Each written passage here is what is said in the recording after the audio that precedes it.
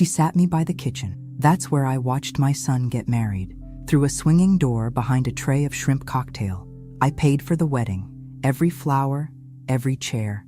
But when the music started and the toasts began, I wasn't part of it. Not even close. I smiled, stayed quiet, and after the last bite of cake, I burned it all to the ground with one phone call. Subscribe if this story finds you, and tell me, where in the world are you watching from? There was no sign, no card, no nameplate, no warm greeting. Just a folding chair with a paper napkin tossed over the seat. That was my place, between a stack of used trays and a wheeled cart with a broken wheel that squeaked every time someone pushed it. I stood there for a few seconds, blinking hard. The scent of marinara hung in the air, thick and sour, clinging to the steam from the kitchen doors. I felt the heat from the ovens against my back, and something inside me twisted. I looked down at my dress, soft mauve chiffon, hand-stitched. I had spent 3 hours getting my hair done that morning. 3 hours pretending this day would be as special for me as it was for them. But no one had told me. No one said, "We've made other seating arrangements." No one even looked at me when I arrived. Not even Daniel. He was too busy, smiling wide, adjusting his cufflinks, letting her mother kiss him on the cheek like she'd raised him. Like she was the one who stayed up every night when he had night terrors. Like she was the one who took double shifts when he needed braces and I couldn't afford both rent and his smile. I clutched my little handbag, beige leather, the one he bought me years ago for Mother's Day when he still called me Mama. My hands were shaking. I could feel it in my wrists, a subtle vibration like something electrical trying to escape through my fingertips. The catering manager, a boy who couldn't be more than, smiled awkwardly. They said you were supposed to wait back here, ma'am. The bride didn't want, any visual clashes with the theme? I stared at him. Theme? He winced, glancing at the swinging doors. The silver edge hit the wall again with a sharp bang. Laughter spilled in from the reception hall, followed by a burst of music. Like aesthetic consistency, with the photos and all. I sat down slowly. The chair creaked. There was a dark stain on the floor under my feet. Gravy, maybe. My shoes stuck slightly when I shifted them. I looked at my nails, freshly done in a soft pink, then at the cold chicken breast someone had dropped in front of me on a chipped white plate. The worst part? I didn't say anything, not one word, because it was his day, because I told myself, don't ruin this for him, don't be that mother, because I had paid for it all and still believed that meant something. I pulled out the program I'd been handed at the church, elegant cursive on cream cardstock, no mention of me anywhere. Her father walked her down the aisle. Her mother gave the first speech. I was just the purse string, the ghost in the kitchen, the woman no one wanted in the picture. The door swung again. I caught a glimpse of the chandelier, the band starting up, the first dance, Daniel and Emily twirling under soft gold light. He didn't look my way once. I pressed my napkin to my mouth, pretending to dab a non-existent stain. My eyes burned. I told myself it was the onions from the kitchen, the steam, the heat, not the betrayal. But it was. God, it was. And somewhere deep inside me, something cracked, quietly. Like a hairline fracture in glass you don't notice until the whole pane shatters. I stared at the wall in front of me. There was a patch of peeling paint behind a fire extinguisher. I stared at it so hard, I thought I'd burn a hole through it. That spot became my anchor, my focal point, the only thing keeping me from falling apart in front of a waiter carrying crab puffs. Because if I let it out, if I started crying, I didn't know if I'd ever stop. I took a deep breath, then another. The chicken on my plate had gone cold. I didn't touch it. Eventually, someone brought out dessert. I didn't taste it, just stared at the layers of white and gold, her colors, her perfect little vision. And then I made the call. It was short, direct. I didn't need to explain myself. Just 3 simple cancellations, the flowers for tomorrow's brunch, the second half of the band's payment, and the open bar that was supposed to last until midnight. My voice was steady, calm, controlled. And when I hung up, I didn't feel guilt. I didn't feel regret. I felt the first flicker of something I hadn't known in years. Power. I looked down at my hands again, no longer shaking, my heart no longer racing, just a quiet hum, like an engine coming back to life. The door swung again, another flash of light, of laughter, of the life I was excluded from. Let them toast without me. I had my own plans now. I didn't sleep that night, not for a second. I lay in that stiff hotel bed, still in my dress, staring at the ceiling fan spinning above me like it might suddenly unscrew and crash onto my chest. I half hoped it would. I could still smell the kitchen grease in my hair. The perfume of expensive roses mingled with the sour scent of my own sweat, humiliation clinging to my skin like a second layer. At some point I kicked off my shoes. My feet were swollen. They'd hurt during the whole reception, but I hadn't dared take them off. I needed to look presentable, even in the kitchen. It was around a.m. when I sat up. The digital clock glowed red. My phone buzzed again on the nightstand. I didn't check it. I already knew what was there. Missed calls from Daniel, from Emily. A message from my niece that just said, "What happened? Everyone's freaking out." I opened the wedding budget spreadsheet on my tablet. I'd been keeping it meticulously for over a year. I knew every cent, every adjustment, every upgrade, every indulgence Emily asked for, always with a tight smile and that word she used like a knife wrapped in satin: elevated. "Margaret, we just want something a little more elevated." That's how I ended up agreeing to hand-calligraphed invitations from some boutique Etsy vendor in Vermont. That's how the venue changed from the community church hall to a restored barn with chandeliers and antique whiskey barrels. That's how the open bar added a custom cocktail menu, and the cake went from 2 tiers to 5. I paid for it all. No one offered to split the cost. Not Daniel, not her parents. And I never asked, because I wanted him to have everything I couldn't afford when I was raising him. I scrolled through the transactions. My breath caught when I saw them. 2 unauthorized charges made just days before the wedding. Bar tab from a tasting event. Dress rehearsal dinner upgrade. Same restaurant where they sat me in the back near the kitchen again. My stomach clenched. I double-checked the card. My card. Used without permission. And then I saw the note she left on Venmo to one of her bridesmaids. "His mom is covering everything. Might as well go big." Wedding vibes. I didn't cry. Not this time. I felt nothing. That strange, heavy nothing that comes after too much pain. Like my insides had gone numb. Like my nerve endings had curled inward to protect themselves. I reached over and turned on the lamp. The light stung my eyes. I went to the mirror above the dresser. My reflection startled me. There was mascara smudged beneath my eyes. The soft lines of my mouth had hardened into something unfamiliar. My hair was flat, one side crushed from the pillow.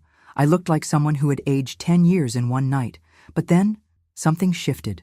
I smoothed my hair back, washed my face, sat down at the desk, and opened my email. I drafted 3 messages. One to the florist: "Please cancel Sunday delivery. The payment balance is withheld. Thank you." One to the band: "Due to changes in the event schedule, we will not require the second performance. Please consider the matter closed." One to the bar vendor: "We're scaling back post-reception services. Please cancel the second shift. Do not process the remaining balance." All were polite, all professional, but final. It was almost dawn when I hit send, and when the sky outside turned from black to bruised blue, I closed my tablet, sat on the bed, listened to the quiet hum of the air conditioning, and for the first time in months, I felt like myself again. I wasn't angry, not yet, but I was done. Done being convenient, done being the wallet, done being the afterthought. Let them figure it out, let them scramble, let them remember the moment the music cut off, the bar stopped pouring, the flowers never arrived, and wonder why. And maybe, just maybe, they'd remember who made that wedding possible in the first place. The woman in the kitchen, the one they didn't want in the photos. The music pulsed through the wall like a distant heartbeat. I sat there, in that folding chair, with a plate of cold hors d'oeuvres and a Diet Coke from the catering cooler, and tried not to listen, but I couldn't help it. Every laugh, every cheer, every clinking glass, it all made its way back through the swinging door, like a cruel reminder of where I wasn't. I could hear someone making a toast, male voice, probably her father, or maybe Daniel's best man. I leaned back slightly, just enough to catch a glimpse through the crack of the door. There they were, lined up in front of that ridiculous floral arch I paid Didiland for. Gold chairs, floating candles, custom neon sign that read, "The future is forever," in loopy cursive. I recognized the voices even when I couldn't see the faces. Emily's mother, Susan, with her signature fake sympathy tone. "Oh my God, Daniel, you are just the sweetest man alive. Emily is so lucky." Then laughter, cheers. I froze. There, sitting at the head table, was Susan, draped in navy chiffon, dripping in pearls like she was born into old money, which she wasn't. She had met me only 3 times before the wedding. Never asked about my life, never thanked me for the payments, never even offered to contribute a penny. Next to her, Emily's father, holding court like a suburban king. Big, booming laugh. Same man who told me at the rehearsal dinner, "We really admire your perseverance. Raising Daniel on your own and all. Must have been hard. Perseverance. As if I'd hiked a mountain, not worked years in scrubs so my kid could have a life without hand-me-downs. And there was Daniel. My Daniel. Smiling like a stranger. Sitting between her parents like he'd always belonged to them. I searched for my own family. My sister, Carol, sat 2 rows back, next to our cousin, Diane. Neither of them looked toward the kitchen. No one did. I wasn't part of the show. I was a problem that had been solved by a chair in the back and a door that swung shut. Someone brushed past me. A waiter.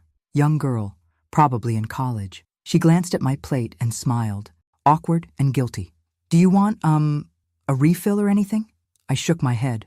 "I'm fine." But I wasn't. God, I wasn't. Every inch of me ached, feet, shoulders, jaw clenched so tight it pulsed behind my eyes. My heart sat heavy in my chest, like a lump of something rotten that refused to move. I stared down at the plate. 3 olives, a slice of brie, a sad little triangle of toast. I hadn't eaten since breakfast, but I couldn't bring myself to put anything in my mouth. My stomach was a clenched fist, my throat a narrow pipe. I thought of the seating chart. I'd asked Emily gently, weeks ago, "Have you figured out where I'll be sitting?" She smiled, tight, bright. "We're still finalizing everything. Don't worry, Margaret. You'll be included." I should have known. I did know. Somewhere deep down, I knew I was being managed. Moved around like a prop, invited for the checkbook, tolerated for the optics, but never truly wanted. The worst part? I said yes to everything. I let them chip away at my role, one tiny concession at a time. No speech from me. No mother-son dance, because they said it would feel awkward. No photos before the ceremony. No mention in the program. Just a seat, in the kitchen. I heard Daniel laughing again. That deep, rumbling laugh he used to have as a kid when I'd chase him through the sprinkler in our backyard. The same laugh I hadn't heard directed at me in years. I felt something rise in my chest. Not grief, not disappointment. Rage. Quiet, controlled, devastating rage. I stood up, walked toward the swinging door, placed my hand on the edge and pushed just slightly, just enough to peek through again. I locked eyes with Emily. She saw me. She knew where I was, knew what she had done, and she smiled, not apologetically, not nervously, but calmly, confidently, like it was natural, like I was exactly where I belonged. She turned back toward her bridesmaids, tossed her head back, and laughed. That was when I knew this wasn't a mistake. This wasn't an oversight. This was deliberate. They had planned it, chosen it. She didn't want me there, and Daniel had let her. They both had. And just like that, something inside me shifted. Not broken. No, not this time. Repositioned. My place in their lives had changed, and I was done pretending I didn't see it. Let them have their spotlight. Let them drink their champagne. They thought I was invisible. They had no idea what I could take away. The toast started while I was still standing by the kitchen door. Someone had dimmed the lights in the reception hall. I could see the glow of string lights above, and the shimmer of gold from the chargers on each table. The mic squealed once, and then her father's voice boomed through the room like a game show host. "To our daughter Emily and her perfect new husband Daniel." Cheers erupted. I took a step back. The kitchen behind me was chaotic, metal trays clanging, voices rising, a server arguing about Table 12's gluten-free plate. I moved to the side, leaned against the wall. The plaster was cold against my back. The smell of garlic and hot oil clung to the air. From the other side of the door, her father kept going. When Emily was little, she told us she wanted a fairy tale. A prince, a castle, and a happy ending. Well, sweetheart, today, you got it. More applause. My breath caught. He was never there when Daniel was little. Never saw me mop vomit off the bathroom floor at AM. Never watched me sew buttons back onto his school uniform. Never drove miles on icy roads just to take him to a chess tournament. But today, they were rewriting the story, and I had been edited out. I looked down at my hands again. My fingers were blotchy, the skin thin, slightly trembling. The cold air vent above made my arms prickle. Then came Emily's mother's turn. Her voice was syrupy, over-rehearsed. "We're so grateful to be joined today by so many people who love Emily and Daniel, and to welcome Daniel into our family. He's like a second son to us already." Another cheer. Like a second son. Not a word about me. Not a word about the woman who raised him.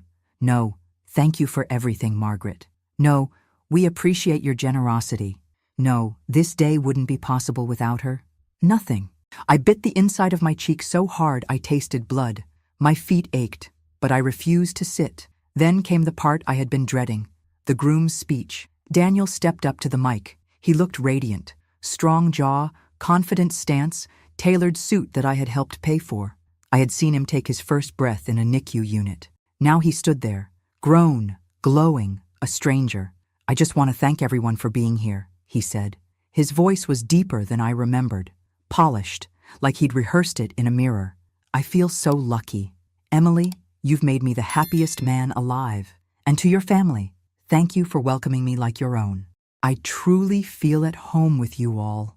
My throat closed. "And to everyone who helped make today happen, thank you. This has been the most incredible day of our lives." My name was never said. Not once. I had paid the venue, the catering, the photographer, the DJ, the linens, the custom neon sign. I even paid for the dress Emily wore as she stood there with her hand on his arm.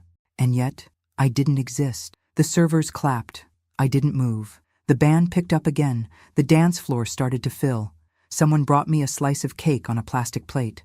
I stared at it. Vanilla, with raspberry filling. Her favorite. I don't like raspberry. Never did. I looked at the thin gold fork they gave me. My hand was steady now. I remembered when Daniel turned 10 and asked for chocolate cake with sprinkles. I worked 2 extra shifts just to buy the one from the bakery he'd pointed to in the window. His eyes lit up when he saw it. He hugged me so tight that day. That boy was gone. In his place, a man who didn't even remember to save me a chair. I set the cake aside. I waited until the last bite of dessert was served, until people were getting up, loosening their ties, wiping icing from their lips, until the music hit that perfect peak. Then I walked out of the kitchen, straight past the servers, straight past the bar, out the side door. The air outside was cool and still, the kind of silence that hums in your ears. I took out my phone. 3 calls, 1 to the florist, 1 to the band, 1 to the bar manager, polite, direct, no need for explanations. By the time I walked back into the hotel, the wheels were already turning. Tomorrow's brunch? Cancelled. Late-night music set? Pulled. Second bartender and cocktail menu? Gone. I had stayed quiet long enough. Let them enjoy what's left. Let them feel the gap, the absence. Let them ask questions. I didn't care if they called me dramatic, petty, ungrateful. They already erased me from the story. All I did was turn the page. The hotel room smelled like rose lotion and something faintly metallic. Maybe the stress, maybe my skin. I sat cross-legged on the bed, the comforter still perfectly made beneath me, untouched since I checked in 2 nights ago. I hadn't cried, not once, but something inside me had turned cold.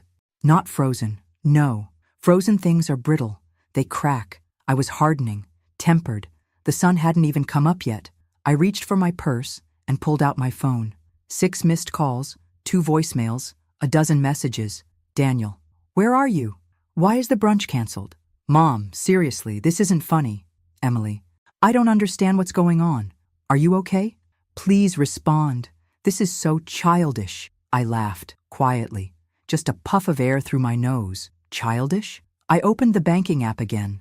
My fingers moved with the muscle memory of someone who had balanced a checkbook every Sunday for 3 decades. The charges were still there, unauthorized, arrogant. The bride, my new daughter-in-law, had helped herself to my card for a pre-wedding bar crawl and a spa day with her bridal party. I could see it all in the itemized receipts. Bottles of champagne, manicures, facial masks, brunch for 8. No one asked me. No one even told me. The trust I'd carried in my chest like an old quilt, warm, familiar, felt shredded, like someone had taken scissors to it while I slept. I clicked over to my emails. There were 2 new ones, one from the florist. "We're disappointed by the sudden cancellation, but we understand. Per our agreement, no refunds for less than our notice." Fine. The second email was from the band's manager. We were halfway through setting up when the cancellation came in. It's extremely unusual, but your message was clear. We'll leave the deposit untouched. Also fine. I wasn't doing this for a refund. This was for me, for the invisible woman in the kitchen chair, for the mother erased from her own son's milestone. My stomach growled. I hadn't eaten since the day before. The idea of food made me nauseous. Instead, I got up, pulled the stiff curtains open, and watched the sun bleed into the sky. Orange, then pink, then a pale yellow that made everything look unreal. And then I remembered something. A little red file folder, stuffed away in the drawer of my dresser back home. Old paperwork, legal things, letters I never threw out. I felt pulled to it, like it had been whispering to me this whole time. I packed my things slowly, took a shower, washed off the perfume and the resentment, dried my hair, put on jeans and a button-down shirt that still smelled faintly like lavender detergent, checked out of the hotel without a word.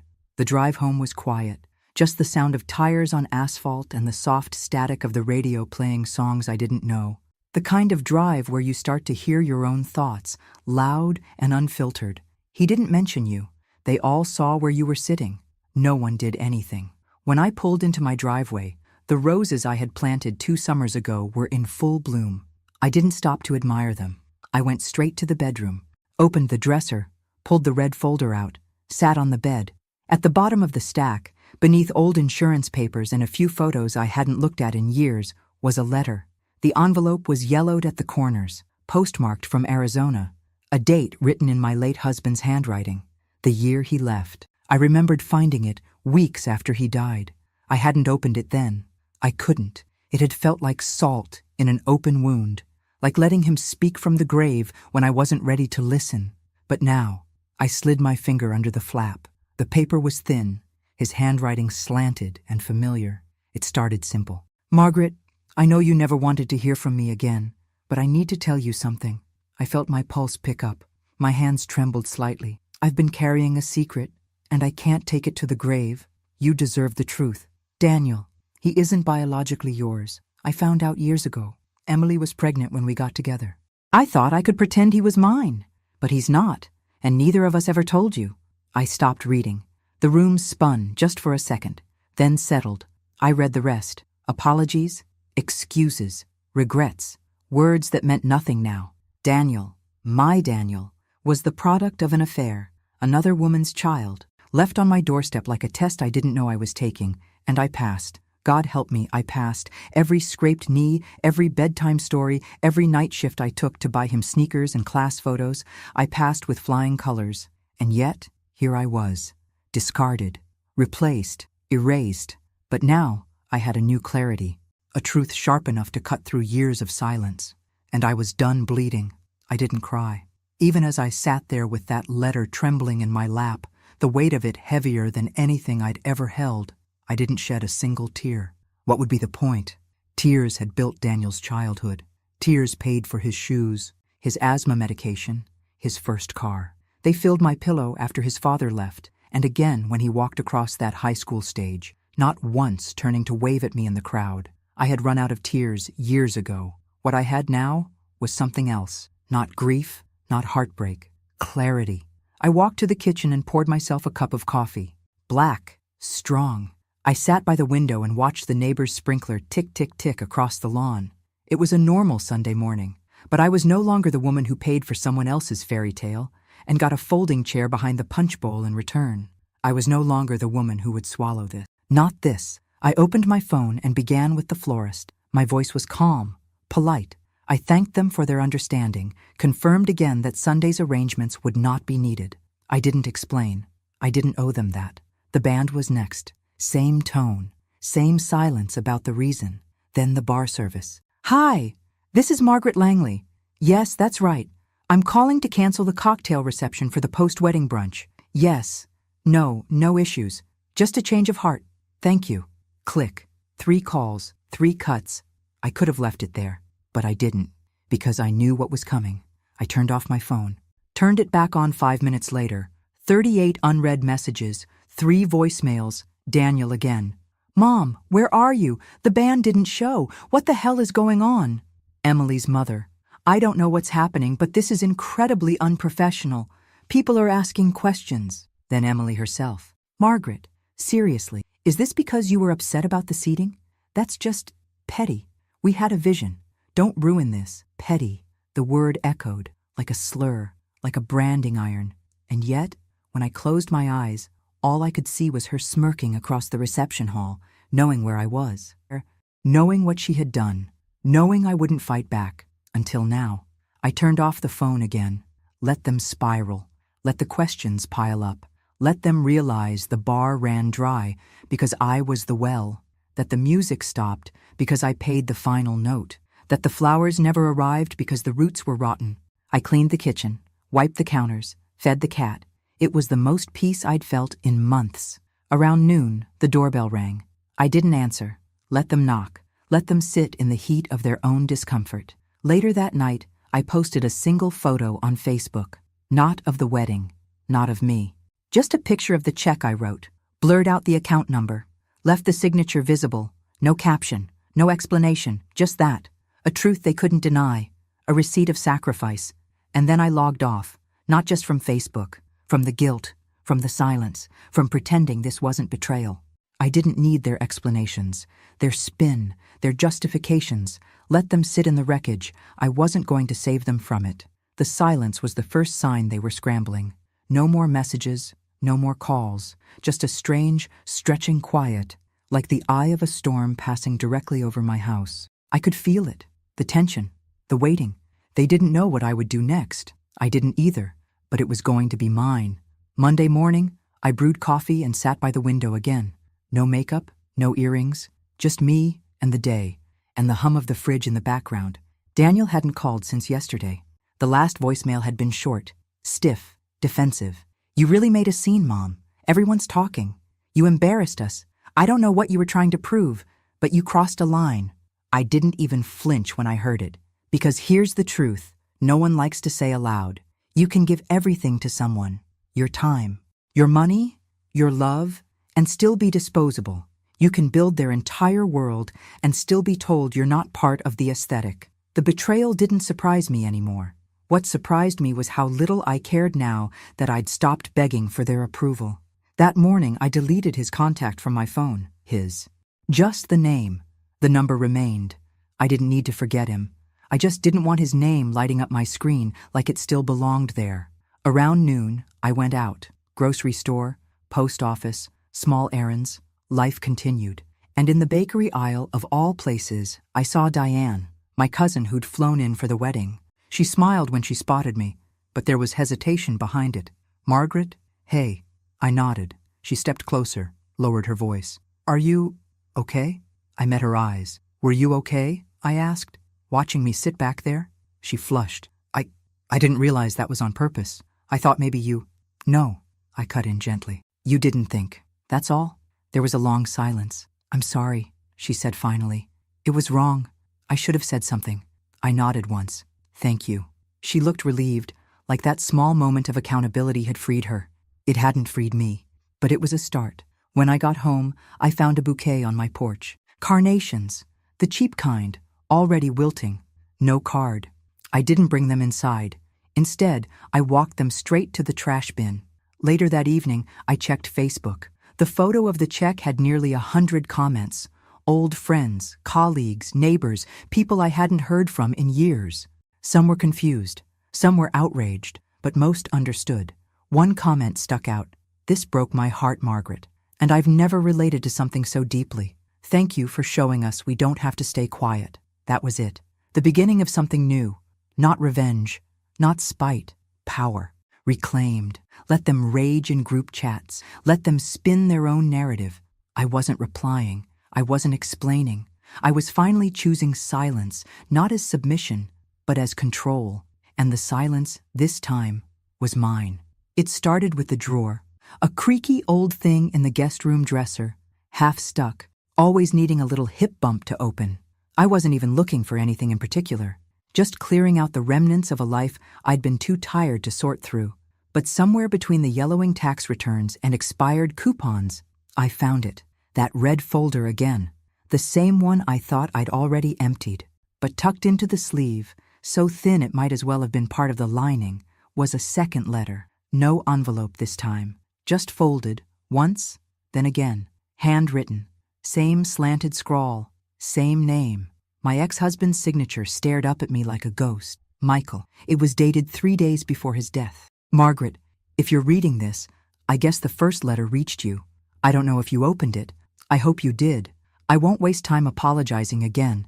I need to tell you something more, something I couldn't carry with me, something I should have said a long time ago.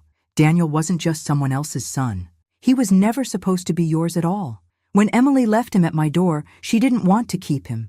She was 18, terrified. She asked me to give him up for adoption. I couldn't. I didn't have the heart. I lied to you. I told you he was ours, that it was a mistake from before we got married. You believed me. You raised him. You loved him like he was flesh of your flesh. But the truth is, he wasn't even that. He was a stranger's child. And you made him your world anyway. I don't know how you'll feel reading this, but I hope, God, I hope, you know that whatever else I did wrong, I was right about choosing you. You were the only person strong enough to be his mother, not because of blood, but because of who you are. I didn't move. The words sat on my chest like a boulder, not biologically mine, not even accidentally mine, chosen by a man who abandoned both of us, who gave me a child and then walked away like it was a favor. My breath caught. For the first time in days, my knees went weak. I sat down on the edge of the bed, paper still in my hand. 1,000 images flashed in my mind.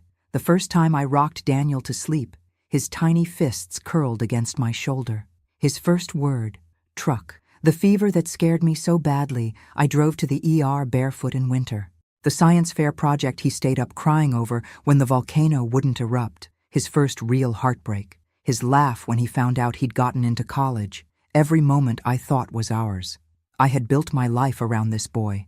I had shaped my identity around being his mother. And now I had to accept something no woman should ever have to. He never truly saw me that way. He loved what I gave, not who I was. Not really. If he had, he never would have let her put me in that kitchen. He never would have stayed silent. He never would have let them erase me. I placed the letter on the bed, smoothed it out with my palm. It didn't feel like betrayal anymore. It felt like freedom. For 62 years, I had lived a version of myself that only existed in service to others. Wife, mother, provider, ghost. But now, with that truth staring up at me in ink faded with age, I saw something new. I had power I didn't even realize, because I loved someone completely who never belonged to me, and I never let that stop me. Because I chose to stay when others ran. Because I made a family, even when it wasn't written in blood, and I could choose again, starting now. I left the letter open on the kitchen table, didn't hide it, didn't lock it away, just let it sit there, plain and visible, like a truth I no longer needed to shield from myself. I moved through the house like I was seeing it for the first time.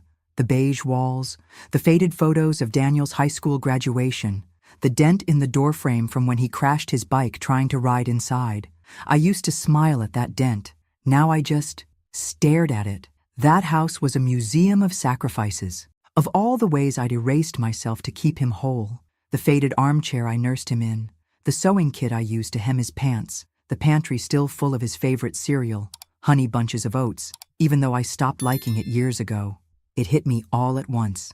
I didn't know what my favorite cereal was. I didn't know the last book I'd read that wasn't a parenting guide or something from the hospital's required reading list. I didn't remember the last time I spent money on something just for me. I had lived so long being his mother, I'd forgotten how to be a woman. A person.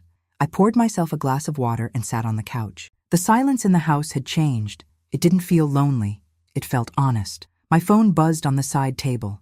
Daniel again. A long message this time, a different tone. I don't know what happened. I've been thinking about everything. Emily said she didn't mean to hurt you. I'm sorry if you felt excluded. If I felt, not because you excluded me, not because you left me behind. If I felt, it was still about his perception, his comfort, his distance from blame. I didn't respond. Instead, I picked up the remote and turned on the TV. The hum of a cooking show filled the room. Calm, steady. My eyes drifted to the letter again. He wasn't mine. Not biologically, not legally, but I had been his, until he made it clear I was no longer part of the family he was building. The ache inside me wasn't for him anymore. It was for the version of myself I had abandoned to raise someone who never once turned around to ask, "Are you okay, Mom?" All those years, all those birthdays I made special, all those Christmas mornings I stayed up past midnight wrapping dollar store gifts in perfect bows, all those "you go sit, I'll do the dishes" kind of days I never had because no one ever offered.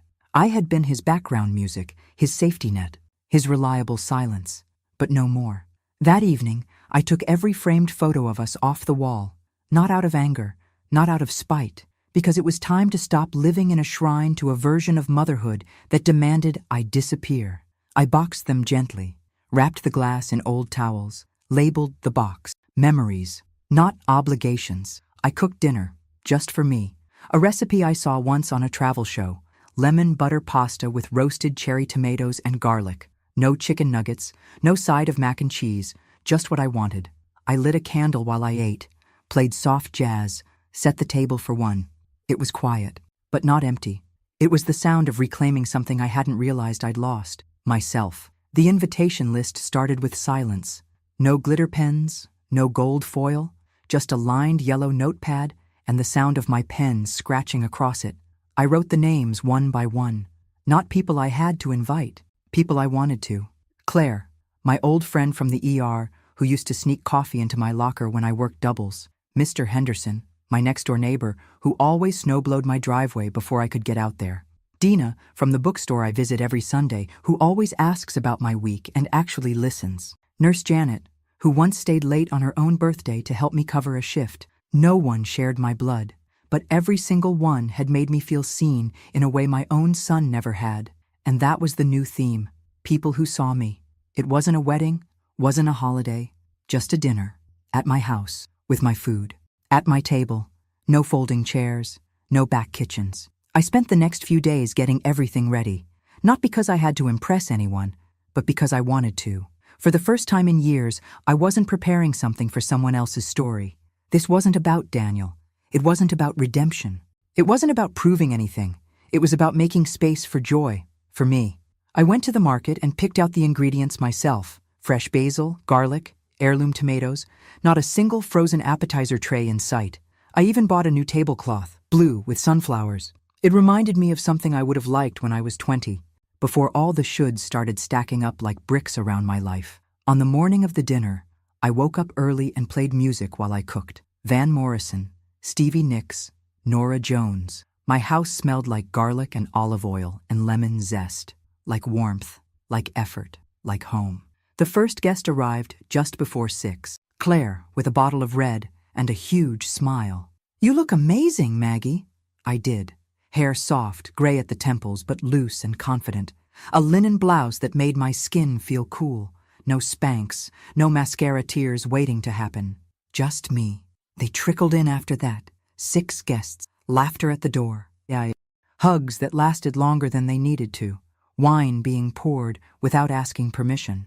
We ate at the table I once used for folding laundry and helping Daniel with math homework. Now it was full of passing plates, clinking forks, napkins being dabbed to mouths mid-laughter. I laughed too, really laughed. Someone brought up bad first dates. Someone else admitted to stealing a pen from the bank every week out of spite. And somewhere between dessert and seconds, it hit me. This was family, not assigned by blood, but chosen, intentionally, authentically. I didn't feel forgotten.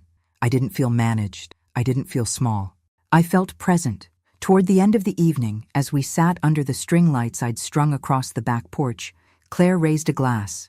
"To Margaret," she said, "for being the kind of woman who reminds us that it's never too late to take your seat at the head of your own table." Everyone clinked glasses. I laughed softly, and I meant every word when I raised my glass and said, "To finally being seen." The knock came just after noon. Not loud, not urgent, but steady, like he knew I was home and wasn't going to leave until I opened the door. I stood in the hallway, barefoot, watching his silhouette through the frosted glass. Daniel. It had been a week since the wedding. 7 days of silence from me. 7 days of unraveling for him. I opened the door slowly. He looked the same, but not really. The suit was gone. So was the glow. He wore a wrinkled t-shirt, dark circles under his eyes. His mouth tightened when he saw me, like he'd rehearsed 10 different ways to start this conversation and forgot them all at once. "Hi, Mom." I didn't say it back. I stepped aside, let him in. He hesitated, then walked past me.